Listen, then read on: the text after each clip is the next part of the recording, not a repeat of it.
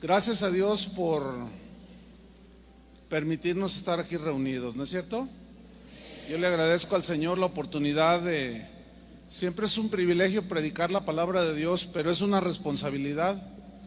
Y le doy gracias a Dios primero y pues a los pastores, Daniel y Paola, y a su liderazgo, pues la confianza que han tenido para que les compartamos la palabra de Dios. Y hemos venido a predicar el Evangelio, no sabemos hacer otra cosa. Queremos que Jesucristo sea glorificado, queremos que el mensaje de la cruz sea un mensaje que sea arrollador en las vidas de todos ustedes, porque es el mensaje que transforma, que cambia y que hace nacer de nuevo, y es un mensaje que ha sido descuidado. Entonces vamos a abrir la Biblia para iniciar con este primer tema de nuestra conferencia, la locura de la predicación. Vamos a 1 Corintios 1:18. ¿Me pueden dar un poco de monitor aquí, por favor? Yo te digo cuánto. 1 Corintios 1:18. Ahí está bien. Este primer tema dentro de la conferencia lo he titulado El Evangelio, escándalo y locura. Este es nuestro primer tema, el Evangelio, escándalo y locura. Y vamos a leer 1 Corintios capítulo 1 versículo 18. Dice así: porque la palabra de la cruz es locura a los que se pierden, pero a los que se salvan, esto es, a nosotros, ¿qué es? Poder de Dios. Señor, te damos gracias porque ciertamente este mensaje que tú dejaste, tu evangelio, es una locura para muchos, pero para nosotros es tu poder que nos salvó, es el poder que nos rescató de nuestra vana manera de vivir. Señor, enséñanos más acerca de este mensaje que sigue siendo desde un inicio y hasta el día de hoy menospreciado, rebajado, pisoteado. Pero enséñanos, Señor, a eso hemos venido en esta noche. Te lo pedimos en el nombre de Jesucristo. Amén. Fíjense, hermanos, que estamos tan acostumbrados a ver una cruz, a Cristo crucificado en ella, que a muchos, incluyendo cristianos, nos resulta difícil entender la poderosa realidad que se esconde detrás de esa cruz. Hay un poder que no todos los que asisten a las iglesias o que dicen que creen lo conocen. La cruz es mucho más que un símbolo del cristianismo. Necesitamos ver en su contexto lo que significa la cruz en el mundo antiguo para nosotros poderlo entender hoy lo más que podamos, para que podamos entender lo que representó para Jesús su crucifixión y su muerte en esa cruz. Debemos de ver de qué manera la vergüenza de la cruz pasó a representar lo que hoy los que creemos es la victoria de Cristo, y cómo ese escándalo y esa locura de la cruz en realidad son la esencia del mensaje del Evangelio. Si no hay cruz, si no hubiera habido cruz, no hubiera mensaje. Entonces, para entender con mayor profundidad, debemos ver el origen y el significado que tenía en el mundo antiguo el hecho de morir crucificado, para así poder entender con mayor amplitud lo que fue para los judíos un escándalo y para los gentiles fue locura, el hecho de escuchar que un Mesías, un Salvador, murió crucificado. También vamos a entender el rechazo que los paganos tenían cuando escuchaban a oír a Pablo predicar acerca de ese tal Hijo de Dios que había sido condenado a morir en la más vergonzosa de las muertes de ese entonces, que era la cruz. ¿Se acuerdan cuando él estuvo en el Areópago en Hechos 17, que predicó ante los griegos amantes de la sabiduría? Cuando él mencionó la resurrección, la muerte y la resurrección, dijeron: ya te escucharemos en otra ocasión. Entonces tenemos que hacer un poco de historia para que se nos vaya aclarando lo que pues necesitamos entender. Vamos a hacer un poco de historia. Según la historia, nos muestra que los iniciadores de la práctica de la crucifixión fueron los persas. Ellos fueron los primeros que empezaron a crucificar como un castigo a los malhechores. Después esta práctica pasó a los griegos, posteriormente a los cartaginenses, y finalmente los romanos adoptaron también esa forma de castigo. Esta pena se aplicaba con frecuencia para apagar las rebeliones que hacían los ciudadanos de las ciudades que estaban sometidas a Roma. Es así como, por ejemplo, hay una historia cuando Alejandro el Grande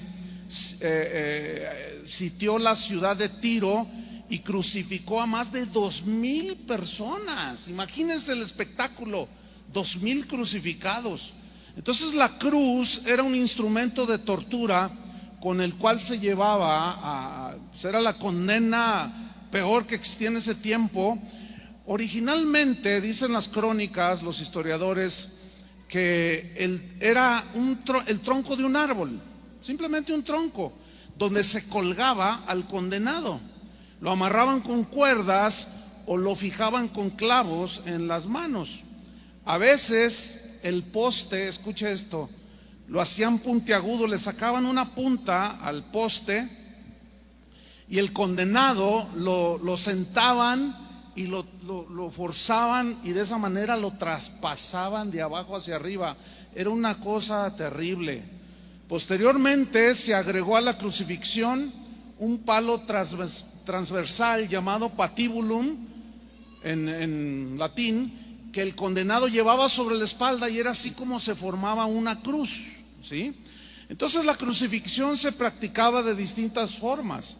Había quienes colgaban a sus víctimas de cabeza, como Pedro. O sea, cuando Pedro dijo que lo crucificaran de cabeza, no era que algo que él se le inventó. Él conocía que ya se crucificaba así a la gente, ¿sí? Porque él dijo: no soy digno de morir como mi Señor. A otros los empalaban, como les describí hace un momento.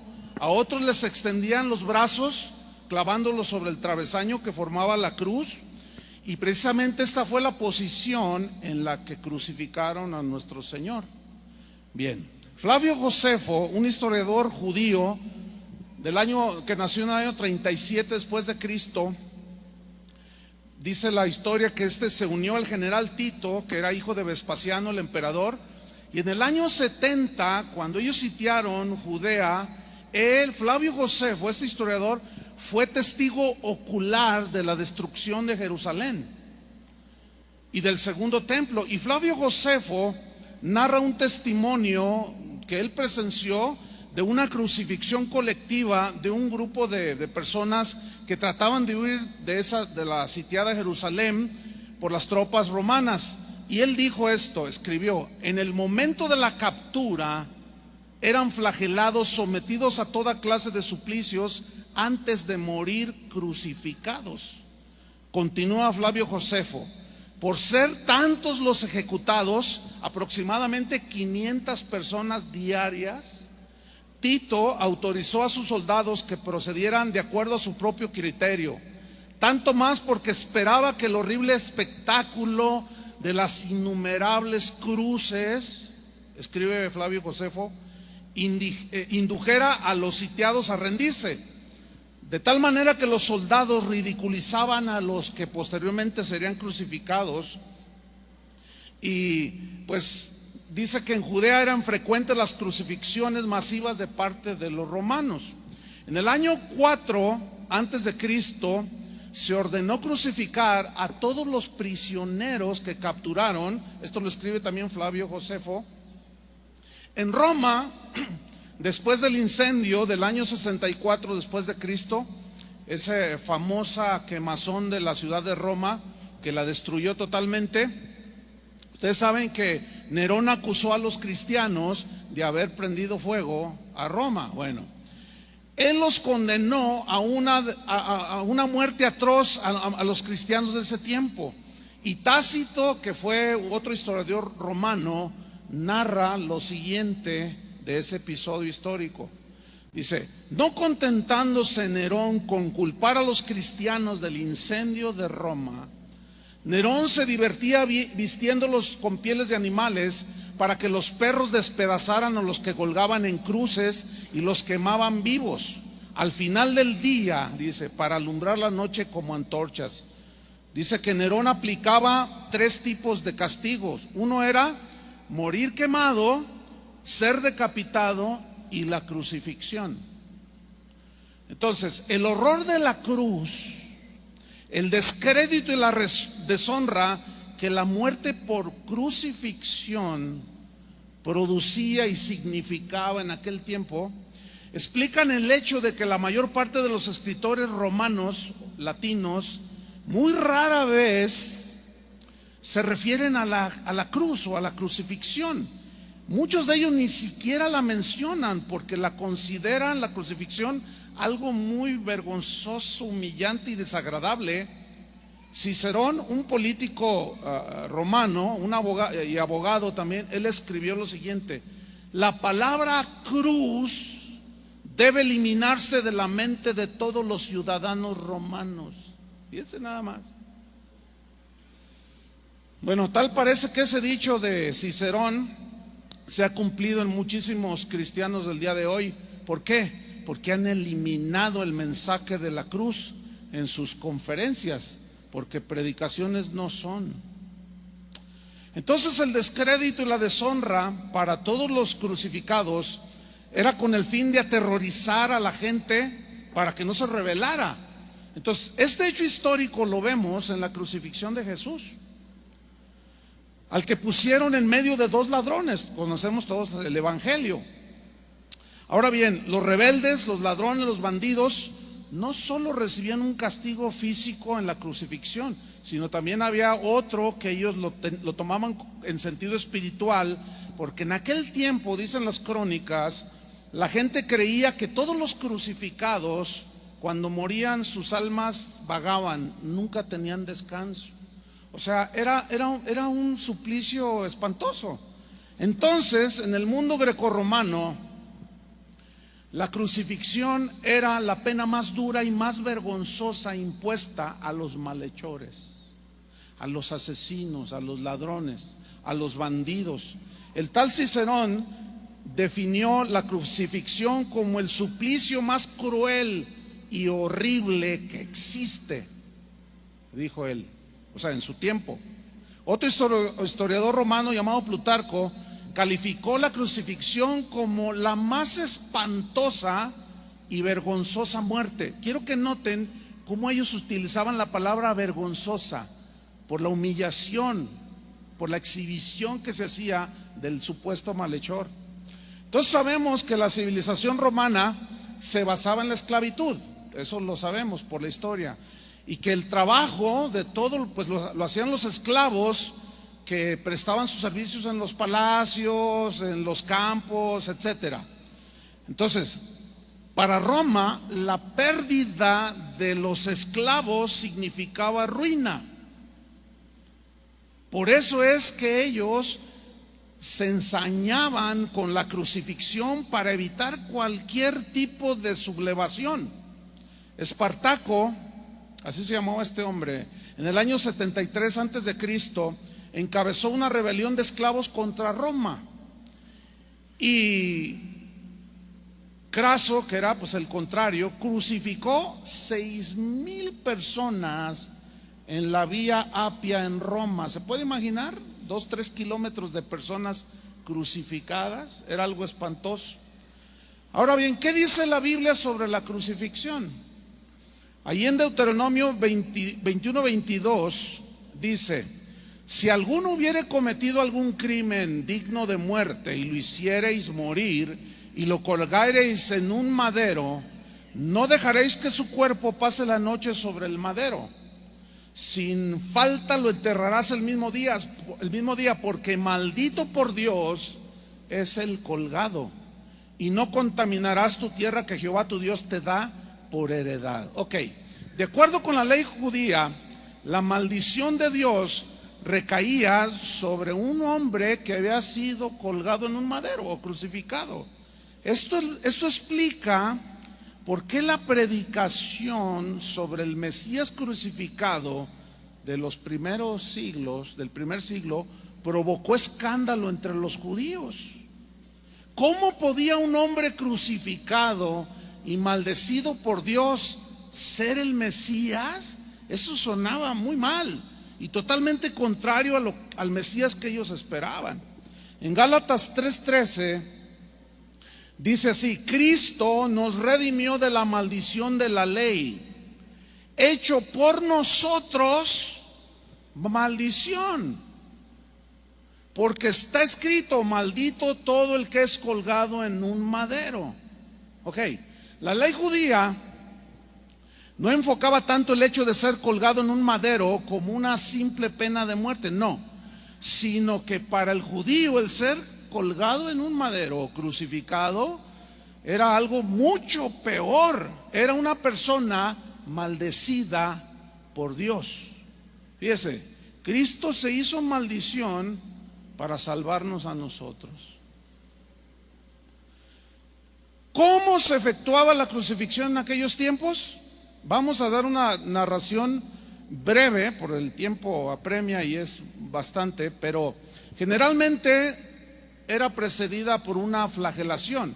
Es decir, lo golpeaban con un látigo que se llamaba flagellum, que tenía unas cuerdas de metal en las puntas que al dar el chicotazo y golpeaban la carne, desgarraban. Hay crónicas que dicen que literalmente a veces los intestinos salían. Entonces, la ley romana no fijaba un límite para el número de azotes, pero la ley judía no permitía más de 40 azotes. Los fariseos la redujeron a 39 azotes. Bueno, Pablo recibió este tipo de castigo, azotado, ¿sí? Segunda de Corintios 11:24, Pablo está narrando y dice: de los judíos 5 veces he recibido 40 azotes menos uno, o sea, 39 veces 5, 195 azotes por predicar la locura del evangelio. ¿Cuántos ha recibido usted por predicar el evangelio? ¿Cuántos azotes? ¿Qué haría usted si recibiera no 195, sino 2, 1? Bueno, ni siquiera uno hemos recibido. ¿Alguien ha recibido alguno? ¿Saben cuál es nuestro sufrimiento? Me dijeron aleluya. Ay, me ofendieron. Somos muy lights, hermanos. Somos muy ligeros porque nos falta entender el sacrificio de Cristo. La intensidad de la flagelación dependía de la crueldad de los castigadores, dicen las crónicas.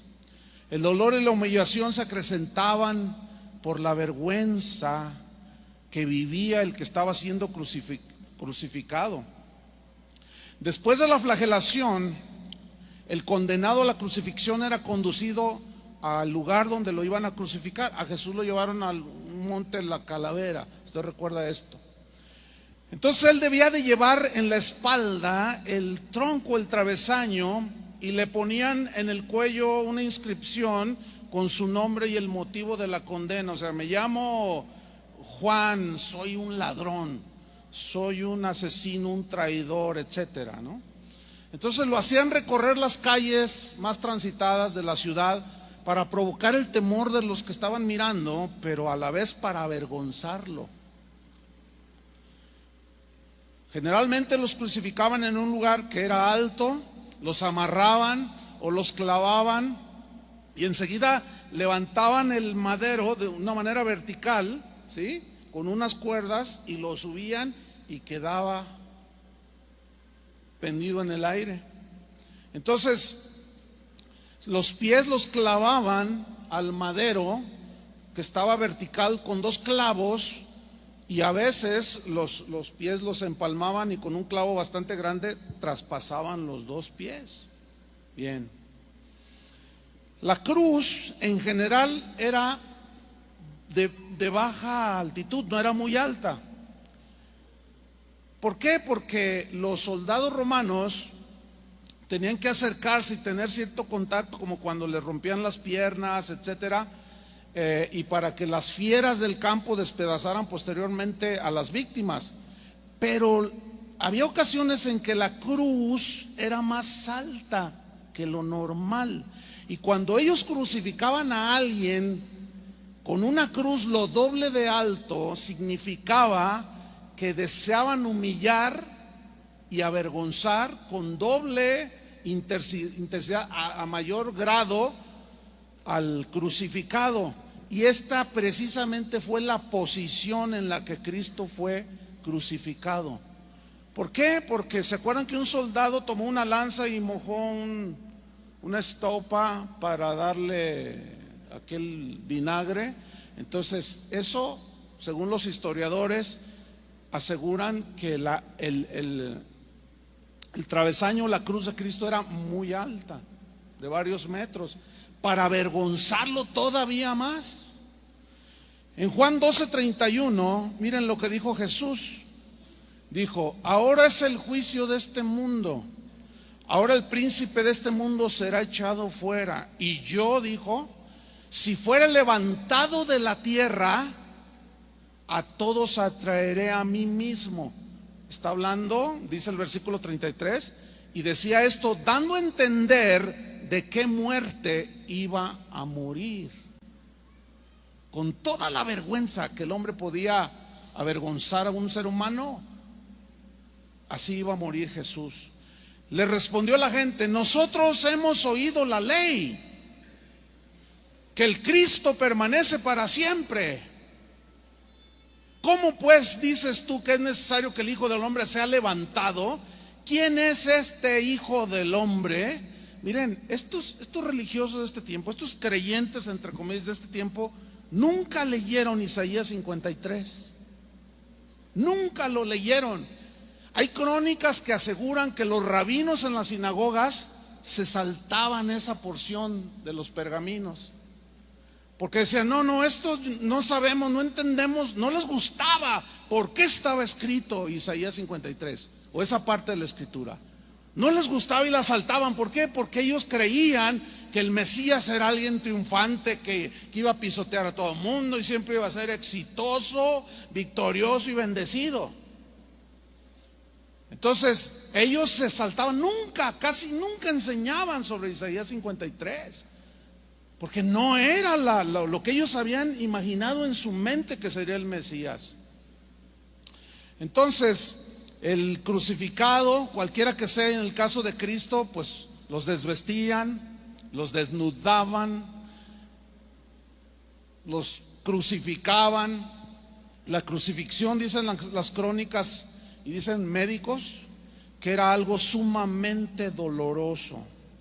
Era un castigo muy lento, muy doloroso, y a veces, dicen las crónicas, permanecían vivos varios días. Pues después de morir, dicen las crónicas, se dejaba al crucificado podrirse en la cruz para servir de alimento a las bestias.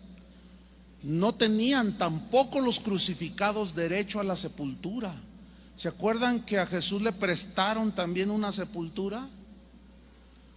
La privación de la sepultura era una pena adicional. O sea, no merece ni siquiera que sea sepultado. Para nosotros tal vez no tenga mucho sentido, nuestro contexto es diferente. Ahora pues alguien puede tener los restos de su abuelito allí en su recámara y no pasa nada, o sea, nadie se asusta, nadie dice nada. Pero en aquel tiempo no, en aquel tiempo negar la sepultura a alguien era lo peor que le podían hacer a alguien. Entonces para nosotros pues es difícil comprender en la actualidad lo grave que era la privación de la sepultura y todo lo que significaba la humillación, la deshonra del crucificado. La crucifixión de Jesús fue exactamente igual a la forma acostumbrada en ese tiempo. Fue la misma. Una vez condenado por Pilato, sabemos, él fue flagelado de acuerdo a la costumbre romana, que significa que no le dieron 39 azotes, le dieron muchísimos más, sin número. ¿Sí? fue escarnecido por los soldados, la gente se burlaba de él, le pusieron una cruz, le golpeaban con una caña en la cabeza y decían, a ver, adivínanos quién fue, y se burlaban de él. Y todo lo hizo, ¿por quién? Por ti y por mí. Hermanos, escúchenme bien, le voy a hablar a los cristianos. Yo no sé si usted es cristiano o no, pero les voy a decir una cosa. Todo eso lo padeció Cristo para salvarnos. No sé hasta qué grado usted lo puede entender.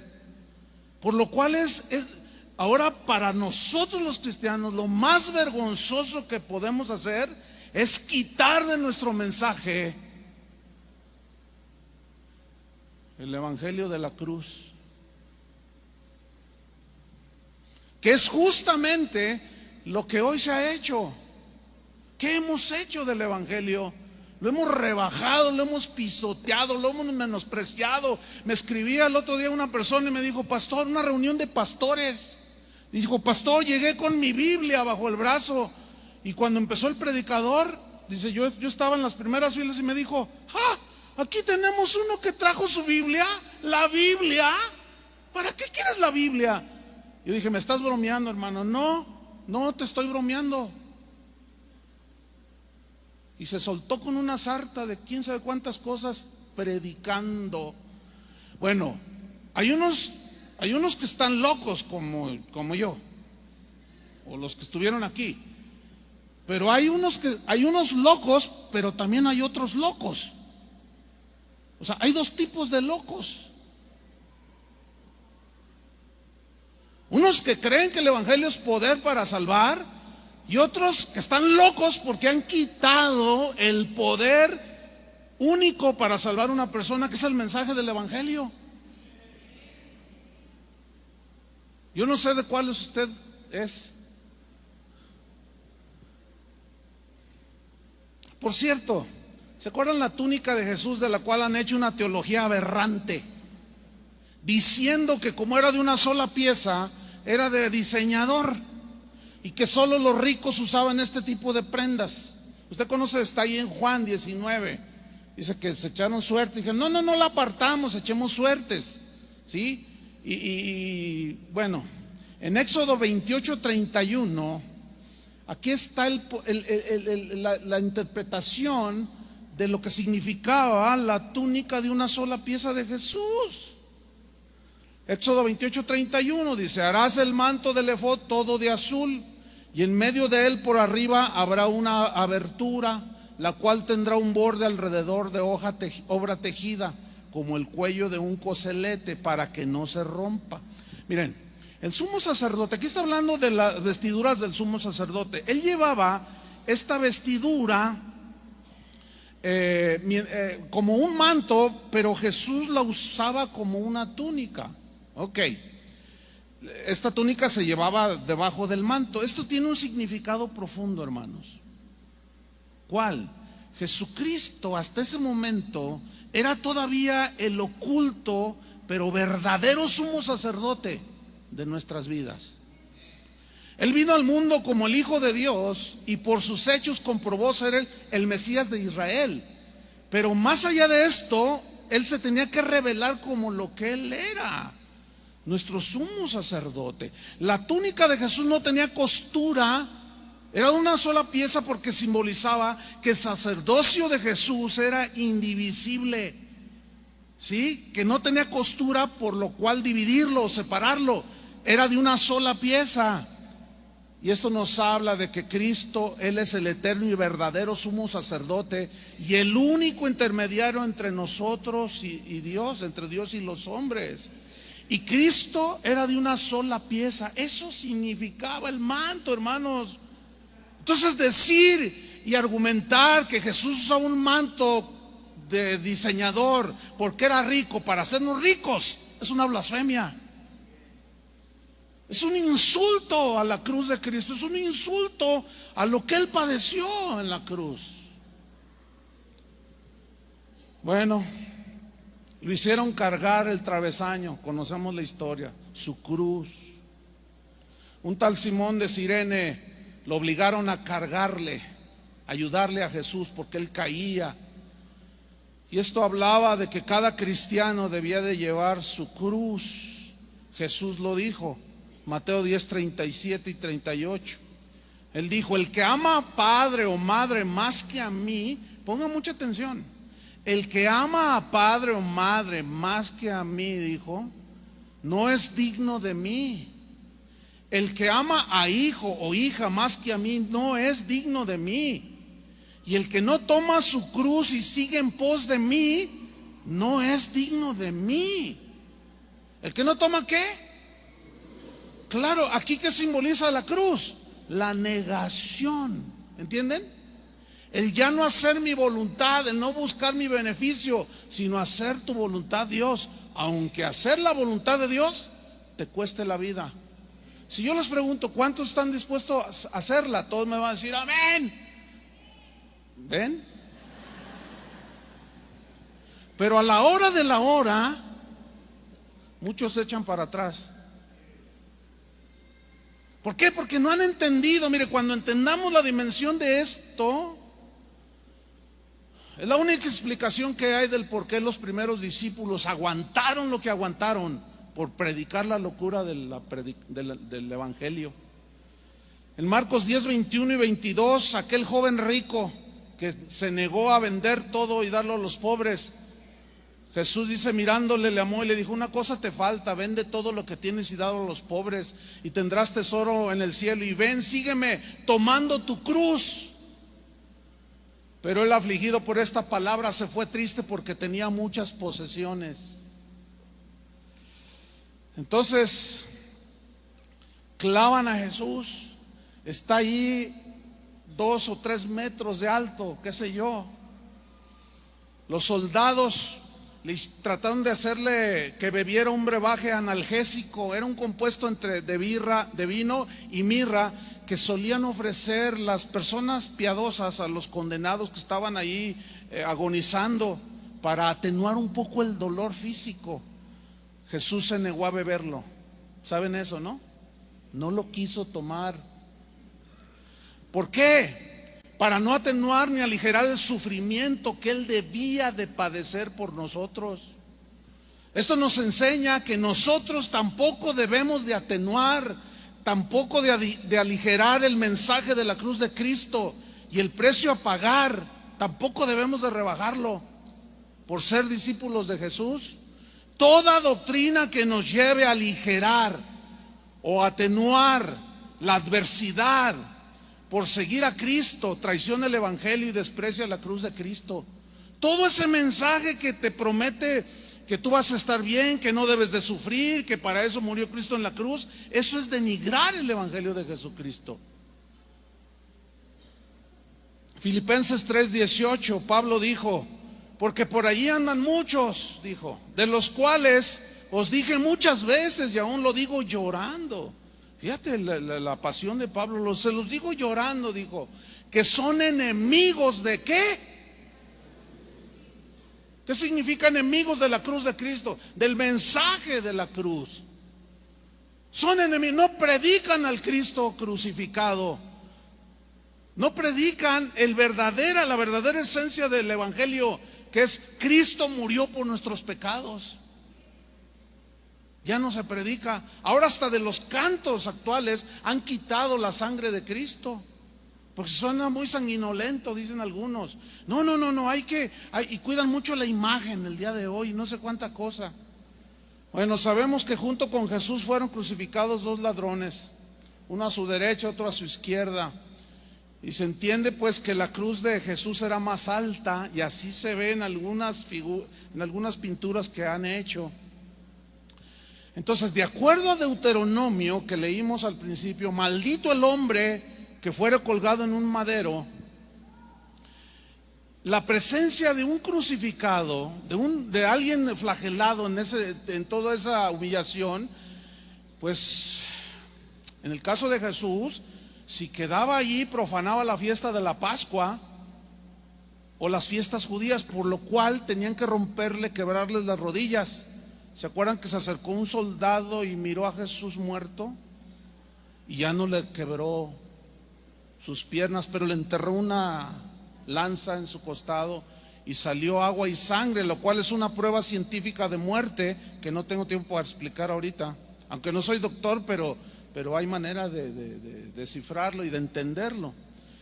Bien, estos datos históricos, hermanos, sobre la crucifixión nos ayudan a comprender y a tratar de entender un poco más las grandes dificultades que tuvieron los primeros cristianos en la predicación del evangelio.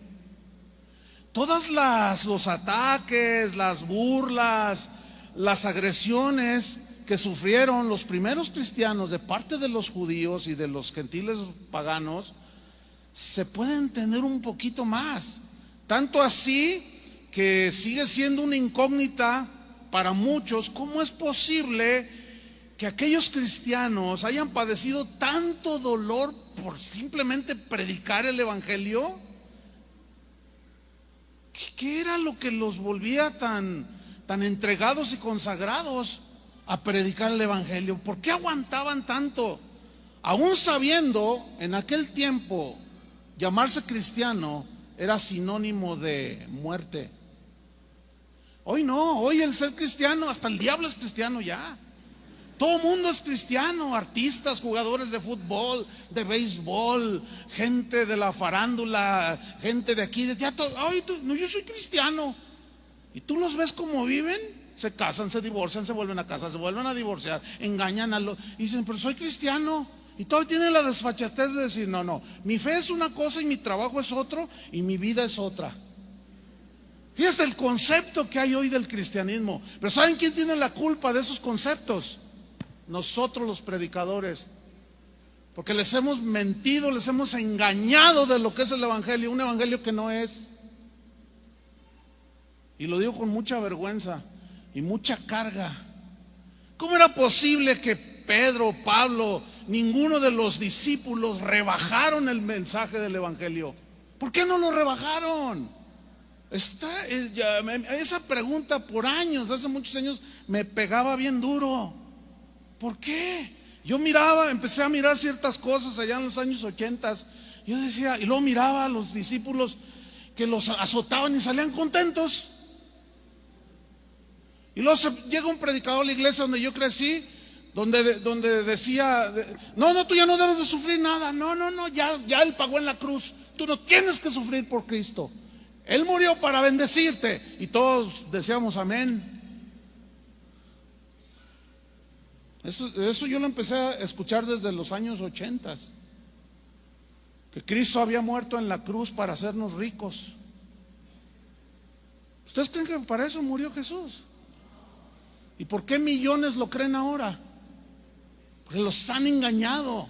Entonces, ¿cómo es posible que Jacobo, que murió decapitado, no haya, sabiendo que podía morir así, ¿por qué no bajó el mensaje del evangelio? ¿Por qué no lo diluyó? Felipe fue crucificado también. Mateo fue traspasado con una espada.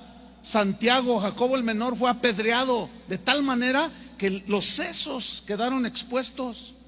Matías, el que reemplazó a Judas, murió apedreado y decapitado. Andrés lo crucificaron. A Marcos lo partieron en pedacitos, lo descuartizaron. A Pedro lo crucificaron de cabeza. A Bartolomé lo azotaron hasta la muerte y ya muerto lo crucificaron. A Tomás lo atravesaron con una lanza. A Simón el cananita lo crucificaron. Juan fue el único que murió anciano por causa natural. El único. ¿Por qué? Dios es soberano. Pero a mí sí me llama la atención y me desafía la vida de estos, que no les importó predicar el mensaje de la cruz. Y todos ellos murieron. San Pablo les dijo a los cristianos de Corinto: los judíos piden señales, los griegos buscan sabiduría, pero nosotros predicamos a Cristo crucificado. Para los judíos ciertamente tropezadero y para los gentiles locura, mas para los llamados, así judíos como griegos, Cristo poder de Dios y sabiduría de Dios. Bendita locura.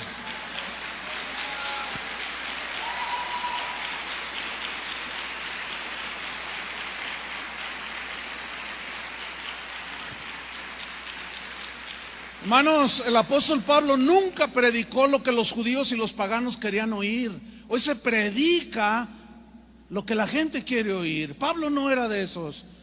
El día de hoy mucha gente pide prodigios, señales, milagros estruendosos, maravillosos. Otros piden grandes revelaciones, igual que aquellos judíos y que aquellos griegos. Por eso existen todo tipo de milagreros y de iluminados el día de hoy. Pablo, en cambio, sin embargo, él solo predicó la locura de la cruz. En 1 Corintios 1:18 dijo: porque la palabra de la cruz, o sea, el mensaje del evangelio, es locura a los que se pierden, pero los que se salvan, esto es a nosotros, es poder de Dios. En la versión en lenguaje sencillo, este versículo se lee así: algunos piensan que hablar de la muerte de Cristo en la cruz es una tontería, pero los que piensan así no se salvarán, pues viven haciendo el mal. Sin embargo, para los que sí van a salvarse, es decir, para nosotros, ese mensaje es el único que tiene el poder de Dios. 1 Corintios 1:21, que mañana estudiaremos frase por frase, dice: pues ya que en la sabiduría de Dios el mundo no conoció a Dios mediante la sabiduría humana, agradó a Dios salvar a los creyentes. ¿Por qué? Por la locura del concierto cristiano. Así dice.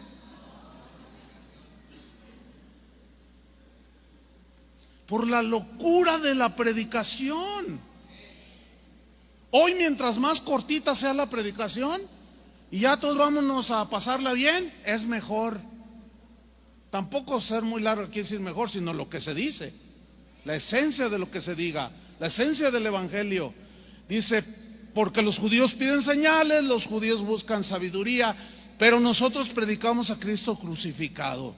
Para los judíos ciertamente tropezadero. Esta palabra en griego es escandalón, de donde se deriva la palabra escándalo. Es algo que causa desagrado. Eso significa tropezadero. Y para los gentiles, locura. Esta palabra locura significa en el griego tontería, bobería, insensatez, estupidez. Eso dice el diccionario. Qué estúpido eso de predicar el evangelio de un Cristo que se crucificó y murió allí. En eso consiste la necedad de la predicación de la cruz. ¿En qué? ¿Cómo puede ser el Hijo de Dios un judío crucificado, condenado por los romanos a morir en una cruz como mueren los criminales? ¿Acaso ese es el Mesías? No, eso es una locura. ¿Cómo puede ser el Salvador de los hombres un individuo que no ha muerto como un héroe, sino como un despreciable y miserable delincuente? Locura, decían, tontería. No nos gusta ese mensaje. Tampoco el día de hoy sigue gustando. Sabemos que Jesús fue abandonado por sus discípulos y traicionado por uno de ellos. Bueno, acuérdense cuando decían: a ver, si eres rey, baja de esa cruz. Le dijo uno de los ladrones, ¿se acuerdan? Sálvate, sálvanos y sálvate. Fíjate nada más. Pero a mí ahí es donde me quiebra a mí. Cuando Jesús ora y dice: Padre, perdónalos, no saben lo que hacen. Y yo oro: Padre, perdónalos a los que, creyéndose cristianos, creyéndose predicadores del evangelio, no están predicando el evangelio. Perdónalos, no saben lo que hacen. Pregunta: ¿cuál es el mensaje del evangelio? ¿Por qué le decían locura, tontería? Pregunto: ¿es bíblico el mensaje de que Cristo murió para hacernos ricos y exitosos y para que vivamos disfrutando de este mundo? Pues para los judíos era inconcebible que el Mesías, el elegido, el predestinado por Dios para librarlos de la esclavitud de Roma, muriese como un malhechor. Eso era una locura, era una tontería. ¿Cómo es posible que alguien maldito por Dios sea nuestro Salvador? No queremos ese Salvador. ¿Cómo podía ser el Mesías de Dios un crucificado, muerto por una muerte tan vergonzosa? Isaías 53 lo describió como el varón herido de Dios y abatido, sin hermosura, sin atractivo. Hoy lo que cuidamos es la imagen, que las luces prendan bien, que quién sabe cuánto, que yo traiga la corbata bien ajustada y que me maquillen antes de no sé cuánto. Y descuidamos lo que deberíamos de realmente cuidar, que es el interior, el corazón. Porque el evangelio es para el corazón, es para el interior, porque de ahí viene la transformación. Desechado, despreciado, angustiado y afligido. La locura y el escándalo de la muerte de Jesús en la cruz no fue recibido por las mayorías. Ya hablaremos de eso el domingo. Tampoco el día de hoy. Y tú dices, pero hay multitudes que llenan el Estadio Azteca. ¿Cuántos son salvos de todos esos? Esos mucha gente que está yendo a las cristianas sirven a otro Jesús ajeno al de las Escrituras. Pablo predicaba la locura de que Jesús era el Mesías, era el Salvador de Israel. Y él dijo, Cristo murió por nuestros pecados según las Escrituras, fue sepultado y resucitó al tercer día según las Escrituras. Pablo siempre citaba el Antiguo Testamento. Hoy hay predicadores tan ignorantes que dicen, el Antiguo Testamento ya no lo lean, no tiene sentido. Es imposible interpretar el Nuevo Testamento si hacemos a un lado el Antiguo Testamento, hermanos. Pues es que hay de locos a locos también. Y es una locura decir eso. Cuando Pablo constantemente cita, hay un montón de citas del Antiguo Testamento escritas en el Nuevo Testamento. Y todo tiene su interpretación y su significado.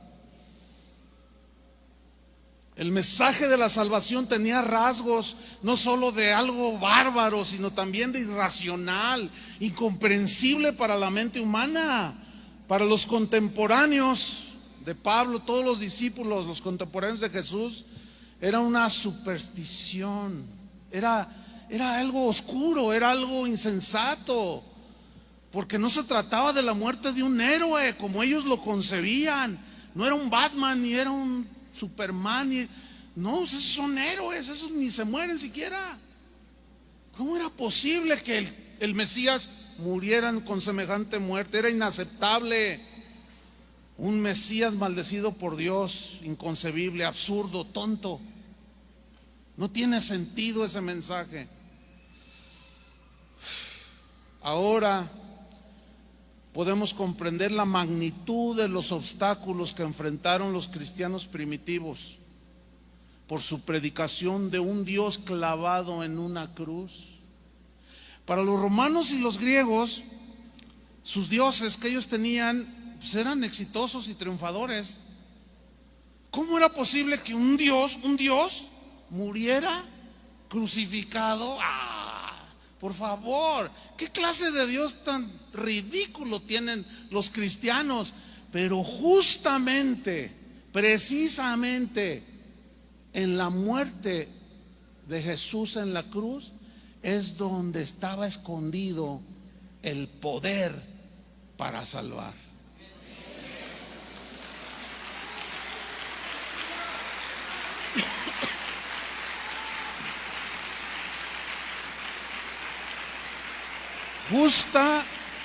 Justamente ahí está el poder para salvar.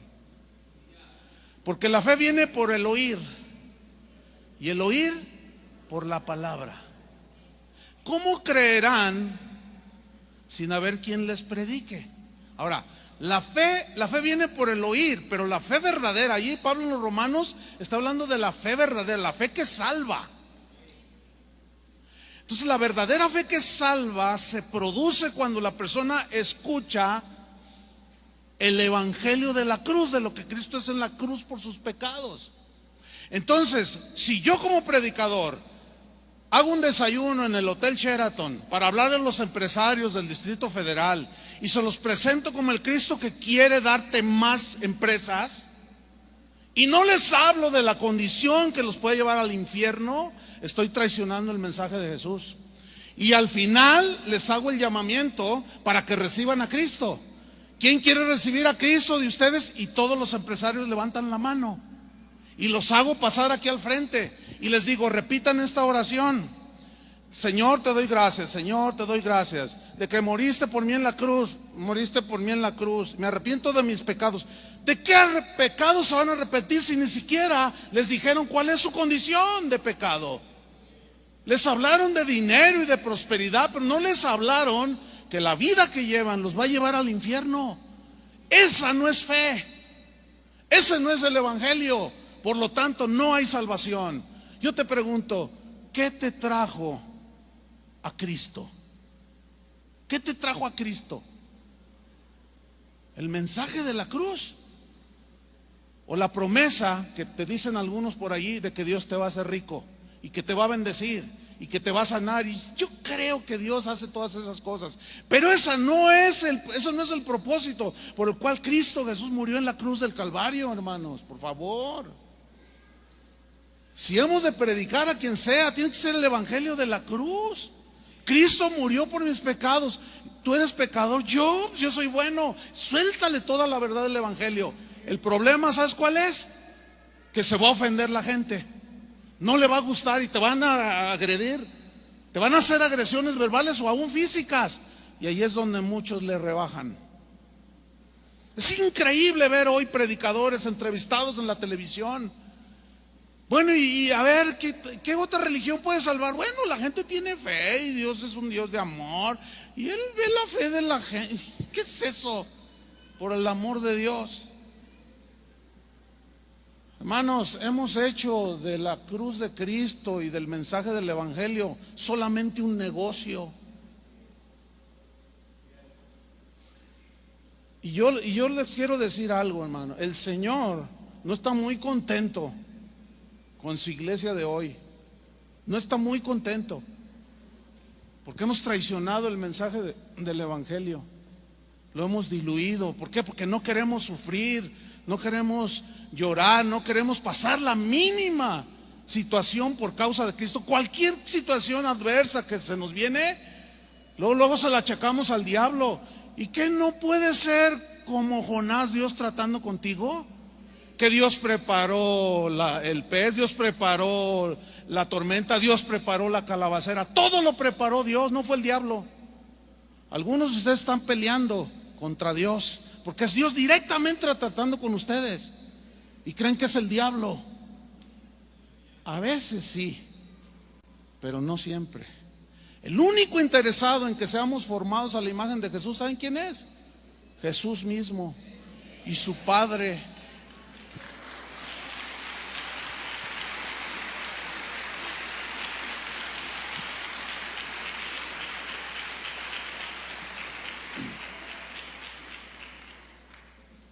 La locura de la cruz, hermanos, es la locura del amor de Dios. Y solo puede comprenderla quien se rinde sin reservas a Jesús. Solamente. No sé cuántos de ustedes puedan decir bendita cruz, bendita locura, bendito Dios, bendita su palabra. Gracias por la locura de la predicación. Pero la predicación que exalta a Cristo, que nos lleva a Cristo, que quebranta nuestro corazón, que nos hace ver nuestra verdadera condición y que nos hace reconocer que sin Él no somos absolutamente nada. Benditos, que la Biblia lo estableció, hermosos y benditos los pies que proclaman ¿qué? El evangelio. ¿Cómo están tus pies? ¿Bendecidos por Dios? Bendita locura. Si esto es estar loco, bendita locura. Y sigamos con la locura, hermanos. Yo tengo casi 38 años estando loco. El otro día estaba buscando unos papeles y salieron unos bosquejos. Tenía fecha de por ahí en el año 1979 y precisamente era el mensaje de la negación de uno mismo. Y yo lo revisé y lo comparé con los mensajes de hoy, que es el mismo. El compromiso. Yo quiero llegar como el apóstol Pablo cuando le dijo a Timoteo: he terminado la carrera, he guardado la fe. Yo quiero guardarla. Mira, el ataque más fuerte ahorita para los cristianos es de adentro mismo, de dentro mismo. Es increíble. Pero ¿saben una cosa? Al menos yo no tengo compromiso con nadie. No busco agradar a nadie. Mi compromiso es con Cristo y con su palabra. Pero escúcheme, Dios lo sabe, yo no me quiero hacer pasar por un héroe, porque esa no es la verdad. Esa no es mi intención. Lo que yo les acabo de decir, ¿de dónde surgió? Y con esto termino. Surgió, ¿saben de cuándo? Cuando me predicaron el Cristo de la Biblia.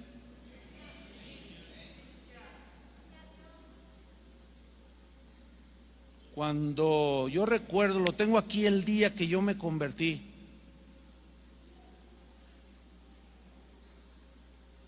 Me volví loco desde entonces. Y cuando Dios me llamó a la predicación del Evangelio, los que oraron por mí, don Fermín García fue uno de ellos, y el hermano Pablo Hunter, y me dijeron: Chuy, te comprometes a predicar el Evangelio hasta que te mueras, en las buenas y en las malas. Hagan de cuenta como que se me estaba casando. Pues en cierta manera sí. Y yo le dije: sí, yo me comprometo. Que Dios nos ayude, hermanos, que Dios nos guarde en el hueco de su mano. Pero les voy a decir algo: van a arreciar los ataques. ¿Qué vamos a hacer? Algunos se van a ir. Van a decir: ay, si de esto se trata, no quiero nada. Está bien, cada quien.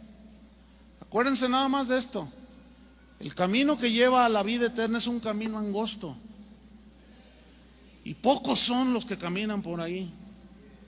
Y nada más les quiero recordar parte del mensaje del Evangelio. El camino ancho es el que lleva a la perdición. Es el mensaje que te permite hacer de todo, escudándose en un evangelio de la gracia mal entendido. Porque sí hay un evangelio de la gracia, pero esa gracia que se nos aplicó no fue para después pecar y escudarnos en la gracia. Eso es una mentira, eso es un fraude, eso no es el evangelio. Precisamente su gracia se nos aplicó al haber creído, pero para rescatarnos de nuestros pecados. Para el que robaba, ya no robe más. Para el que era adúltero, ya no sea un adúltero. Para el que era mentiroso, ya no mienta más. Esa es la esencia del evangelio. El único evangelio que salva es el evangelio que está ahí en la Biblia, y con ese debemos de comprometernos.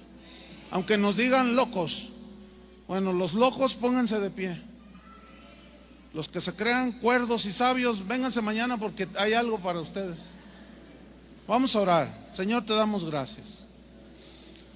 Te damos gracias, Señor, porque ciertamente pasaron los años, siglos, y el verdadero sentido, el contexto de todo lo que significaba en aquellos tiempos tu muerte y crucifixión.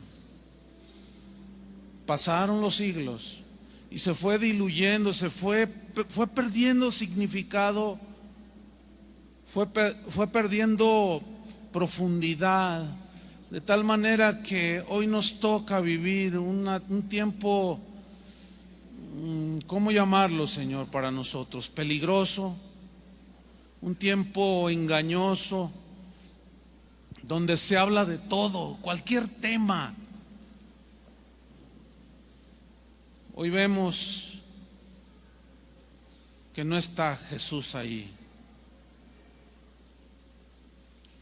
Hoy vemos que se predican otros Jesús, otros evangelios, y bien que lo toleramos. Señor, perdónanos. queremos retomar, Señor, como cristianos, el compromiso. Aunque para algunos sea locura, escándalo, religiosidad, dicen otros. Te has vuelto un religioso, dicen. Te has vuelto un fariseo, dicen otros. Y hay cada calificativo. Pero no es difícil, Señor. No es difícil entenderlo. Nada más es ver lo que dice tu palabra y compararnos con lo que dice ahí para darnos cuenta de nuestra verdadera condición. Pero ¿cómo nos vamos a dar cuenta si no se nos predica el Evangelio? ¿Cómo nos vamos a dar cuenta si tú no envías, Señor, a tus atalayas, a los que le dan la voz de alerta al pueblo, Señor? Y les hablan y les dicen y los hacen retornar a las sendas antiguas. Levanta, Señor, un ejército de locos predicadores. Sí, sabemos que todos como humanos somos imperfectos y somos sujetos a debilidades como el mismísimo Elías. Por eso, Señor, qué bueno que tú eres el único que puede ver el corazón. Y tú ves nuestros corazones, Señor. Los demás, pues que digan lo que digan. Nosotros seguiremos predicando el Evangelio. Tendremos tropiezos, errores, desánimos, cosas que podemos ir viviendo en el trayecto, Señor. Pero como tú conoces el corazón de tus hijos, tú ves caer al justo y lo levantas, Señor. 7 veces cae el justo y tú lo vuelves a levantar. Gracias, Señor. Reconocemos que sin ti no somos nada, Señor. Si hemos de cumplir la comisión, que sea impulsado, Señor, en el poder de tu fuerza, sostenidos por tu mano impregnada de gracia, que nos abraza y nos toma y nos impulsa. Recibe toda nuestra gratitud, Señor. Gracias, Jesús, por haber muerto en la cruz. Gracias, Señor. Ahora estamos en otra posición. Somos tus hijos, Señor. Y nos has encargado la predicación del Evangelio. A la iglesia le has encargado, le has depositado las verdades del Evangelio y tenemos que ser fieles. Perdónanos, Señor. Oramos por todos los que van a las iglesias cristianas, que se creen cristianos. Oramos por los predicadores que están creyendo que están predicando, pero no están predicando el Evangelio. Están predicando sus propias revelaciones, sus propias ambiciones. Oramos por ellos, Señor. No pedimos que los mandes al infierno. Oramos que tengas misericordia, Señor, de ellos. Porque tú viniste al mundo a salvar a los pecadores. Y nosotros éramos los primeros, Señor. Y hemos recibido misericordia, gracia. Y tú no quieres que ninguno perezca, sino que todos procedan al arrepentimiento. Pero ¿cómo se arrepentirán si no nos envías, si no nos mandas? Que no nos pase lo que Ezequiel, que se quedó mudo ante el pueblo y no sabía qué decir, y tú le reprendiste. ¿Qué haces ahí, Ezequiel? ¿Por qué te callas? Señor, danos de nuevo y palabras para explicar el poder que hay detrás de esa cruz. Te lo pedimos en el nombre de Jesús. Úsanos, Señor. Ponga su mano en el hombro de su vecino y dígale: Señor, usa a mi hermano. Ayúdanos, Señor, a serte fieles hasta la muerte, hasta el final, sin retroceder. Y si nos dicen locos, no, ¿qué importa? Si estamos locos, es para Dios, dijo Pablo. Si estamos cuerdos, es para los hombres. Pero si estamos locos,